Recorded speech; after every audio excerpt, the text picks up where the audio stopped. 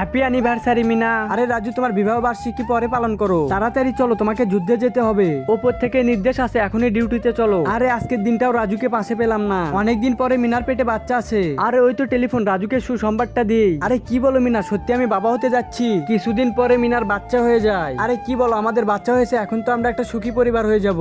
তারপরে মিনা তার বাচ্চাকে নিয়ে দিনের পর দিন তার স্বামীর সাথে কথা বলে। এরপরে রাজু যুদ্ধে গিয়ে তার বন্ধুকে বাঁচাতে গিয়ে নিজে শহীদ হয়ে যায়। বন্ধু, আমি তো মারা যাচ্ছি, তুই একটু আমার বাচ্চাকে দেখে রাখিস। 1 বছর পরে মিনা আরেকটা বিয়ে করে নেয়। চিঙ্কু, দেখো এটা তোমার নতুন বাবা। আরে চিঙ্কু, তুমি কি করতেছো? তুমি ছোট মানুষ, তোমার চিপস খাওয়া হবে না, যাও। আরে আমি সৎ ছেলে দেখে আমার সাথে কেমন করে। আরে চিঙ্কু, নাও বাবা, তুমি চিপস খাও।